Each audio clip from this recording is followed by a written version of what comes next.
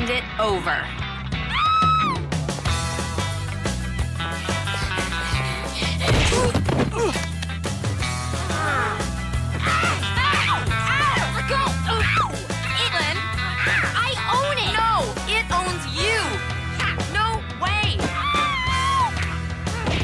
That's an illegal hold, Masterson. No hair pulling. Nice maneuver. Outland! 1, 2, 3, pin, winner. Nice. Yes! Hey guys! So today I wanted to talk about how I save money because if I'm being honest with you guys, I used to have a ton of debts because it was girl math or whatever retarded excuse I had. So now I have my finances in order and I paid a ton of debt. So I figured I can just give out my advice. Um, I feel like it's easy to follow and it's easy to just start like the next day. So yeah, let's get right into it. So for number one, I use Notion and it's a note taking app. And basically, I track my income, my expenses, and my saving goals. So on Notion, there's like some templates and you can just enter your information. I like Notion better, but you could also use a spreadsheet, like an Excel spreadsheet. There's probably templates available online. I don't know exactly where because I've never looked into that one, but on Notion, it's visually appealing. I don't know about you, but I hate Excel. It looks ugly. It reminds me of work. I just don't find it cute. So yeah, you're gonna get a Notion template. So just download the app or go on the browser for Notion. And then you can add a template and just add a budgeting template. And yeah, that's a super easy way to just have your budget set up. And once you have your budget set up, then you can also write some notes on Notion. For example, for me, I like having a fun money tracker or a grocery shopping tracker. So I know I don't go above my set limit. So I have a page, and on that page, I just write down all my expenses this month and I add it up. And I add it up until it reaches the amount that I want to reach. And then if it reaches that amount, then I stop spending money. It's that simple. And at the same time, I can see what I'm spending my money on. If I spend, let's say $500 at Amazon, I'll see it on my tracker. So I'll be more aware next time. Number two is have a high yield saving account. So you can have one on your bank or you can have it on your stocks and investing app. That's what I use personally. I use Wealth Simple. It's a Canadian app, but in America, I'm not sure which app exactly you guys have, but you can just ask ChatGPT for the app name and get one. And basically, mine is 2% for the interest that they add. I would recommend getting a high yield saving account that's 2% and above. A lot of them that are 4%, they're like promotions. They're like, oh, 4% for 2 months. Right, like it's not a big deal. I wouldn't bother with those. Try to look for saving accounts that are like permanently 2%. Personally, I put 25% of my income for savings, and that way I know my money's being used the right way. Because a lot of times I'll just buy something and then 2 months later I wonder why I bought it. So if you put it in your savings, you cannot go wrong. Number three, this one is super easy. So twice a year, there's a pay that happens 3 times that month. For example, this year it's July and December, I believe, that you'll get 3 paychecks instead of two. And your budget is basically based on you having 2 paychecks a month. So you just take that third paycheck and put the entire thing in your savings or for paying debt. So yeah, every 6 months it happens. So it's a huge deal. So whatever your income is right now, let's say you get paid 2,000 bi-weekly. That's $2,000 you put in your savings. And if for whatever reason you were to put $0 all year long in your savings, but you did it on the magic months, so twice a year, you'd have $4,000 in your savings a year. That's a big deal. So I wouldn't sleep on that. It's really a huge way to save your money. Number four is to set up your automatic transfers. Look, I think the best way to not spend your money is to have automatic transfers. All my bills are on automatic transfers. My saving account is on automatic transfers. So when I wake up on payday, I see what's left. And everything is put into my savings, all my bills are paid, and I see what's left. There's no stress about, oh, did I pay this? Or, oh yeah, I have to take that into account that I have to put this amount for my phone. No, there's none of that. It's all automatic. So I would strongly recommend that. And also, if you have automatic payments on a credit card, and of course you're going to pay it off, you can build your credit that way. So it's like a safe way to build credit if you don't want to use credit cards and you have like your phone payment or internet and it's like $80, $50. I feel like it should be pretty easy to cover so you won't build like a credit debt and ruin your credit score. So that's another plus. Number five, I kind of mentioned this, but have trackers for things that you spend a lot on. For me, it's groceries and fun money. So if I see that I had, I don't know, it's gonna be ridiculous, but let's say I had two facials this month and I spent $400 that month on facials. Next month, I'll know better. I'll be like, oh, okay, maybe I don't do that. Because most people, they don't even know where their money is going. So how can they even remediate this situation? They can't. So yeah, trackers are really important. Just open any note app, but I would recommend Notion just because it's god tier. It's the best one you can have. There's a bunch of macros, scripts, blah blah blah to make it efficient. But yeah, just write down everything you spend your money on. So you bought supplements, you bought lettuce, and you bought a chair today. Write it down. And this is just like money saving tips, but never buy food at the office. If you work at an office or just outside of home and you're spending 10 to 20 bucks every day to eat there, you're losing $100 weekly. So you can lose up to $400 a month.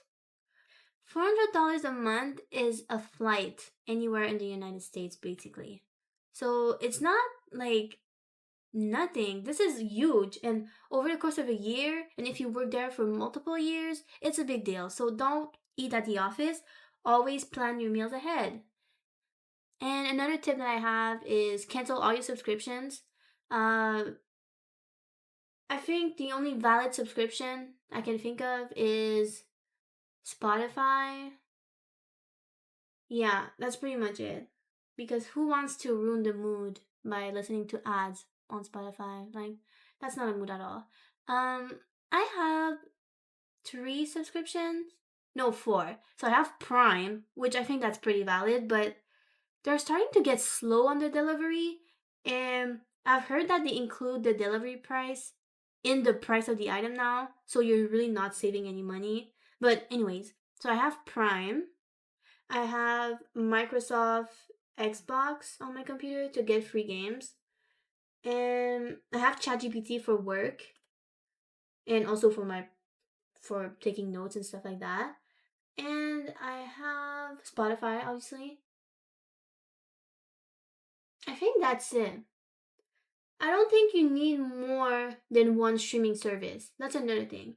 Also, you can, get it for free. you know? Like, just go on the website online and do that. And over a year, you're gonna save like $200. It's online. Like, just get an ad blocker and go get them online. Like, there's no reason to have a streaming service. Like, let's be so for real.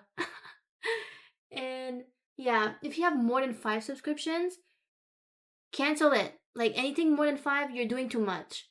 Especially if you have DoorDash or Uber Eats. Those are the worst subscriptions you can have. Like, you should not be spending enough on these apps that you're getting a return on your investment. Another one that I like to mention is impulse buying at checkout. You should absolutely not fall for that. Like, obviously, they're putting the $1 to $4 items near checkout because you'll tell yourself, oh, it's just $1, and then you'll put in your cart. And then, boom, 400 calories more this day just because you wanted a chocolate bar or you fell for one of the little things at checkout. Like, if you went to checkout, it's because you were done. They're just trying to make you have like more items on your list. Don't fall for that. Another one that I notice is a problem is bank fees. A lot of people have multiple banks for some reason, and then they end up paying a bunch of bank fees and then credit card annual fees. So if you have multiple credit cards, it's actually not good. So you want one credit card with a high credit limit on it. So because if you have a bunch of credit cards, it tells your on your credit report that you're a high risk profile because technically you could pay your credit card with another credit card and they don't like that. So just get one credit card with a high limit on it and one bank account. And that bank account can have your checking and your savings. That's it. You don't need multiple bank accounts. And I've heard like some cards, I don't know if they still do that today, but some cards would like charge you $4 to $2 for every purchase that you make. If you have a debit card that's doing that, start using your credit card and then use the banking app and transfer the money on it immediately after. Another one that I thought was super ghetto is financing your phone. If you're financing your phone, it's because you can't afford the phone. So just save and buy it later. There's no urgency. And again, if there's an issue with your phone, I'm guessing it's either because you want a better camera or it's because the battery is not good. You can get your battery replaced. Just do that. And if it's your camera, buy an actual camera that will last you like 20 years. Also, another one I was thinking of is your travel plans. You don't need to upgrade your seats. You don't need to pick your seat for an extra $40. Don't do that. You're gonna be in the flight for like 1 to 4 hours. And after the flight, that money you'll be like, oh, that was not worth at all. I always take the most basic option. I keep it as simple as possible just to save money. Because after what, like 5 flights, all those little extras could cover an entire other flight. So yeah, no, we're not doing that. And this one, oh my goodness, this one gets me mad. If you're using a buy now, pay later app, you can't afford anything you're buying. You can't. Like, it traps you into impulse spending, and also you can potentially get debt out of doing that. Because what are people doing is they're putting like 5 different buy now, pay later things, and then the purchases are all at different times, and it's hard to keep track. And I understand there's no interest, but the goal of the app is hopefully you get so lost in the purchases that you lose track of everything and then you miss a payment. That's the goal, right? And if you have to pay later, it means you can't afford it. And you're giving the problem for later you. It's not good. Like you're gonna pay the price regardless. Pay it now. If it makes you too uncomfortable, you're not ready to buy it. You can't afford it. And also, this is an easy way to practice delayed gratification. A lot of people in my generation, Gen Z, they can't do that. So that's why a lot of them are fat. That's why a lot of them have financial issues. They have no idea how delayed gratification works. And when you do those buy now, pay later, you're feeding that demon. So yeah, stop using that. And I kind of mentioned this earlier, but if you have multiple streaming services, it's draining your wallet and it's draining your time, so cut it out. And watch the free content online, like use an ad blocker, it's that simple. Ooh, this is the last one, okay? Whenever you're trying to buy something, ask yourself, would I rather get $1,000 in the mail right now? Or would I rather get $1,000 bag? If the bag doesn't sound as good anymore because the $1,000 in the mail sounds better, okay, then you don't want the bag that bad. You don't want the bag that bad. Okay? It's like, I do that with calories as well. Would I rather eat this, I don't know, 500 calorie muffin? Or would I rather get a coupon that's 500 calorie credit? So I'd rather take the coupon instead of the muffin. I think it's a good mindset to have about cash. So I just wanted to mention that at the end. But yeah, your financial future is in your hands, guys. Let's be responsible. Smart hot girls are responsible with their money, okay? We're disciplined. We don't fall for BS marketing. We don't fall for that. We let that for the other people, not us. But yeah, which tip was your favorite? And if you have a good one, please let me know below so we can learn and you can help other girlies out. And if you like this type of content, don't forget to like and subscribe. And I'll see you ladies in the next video. Bye bye.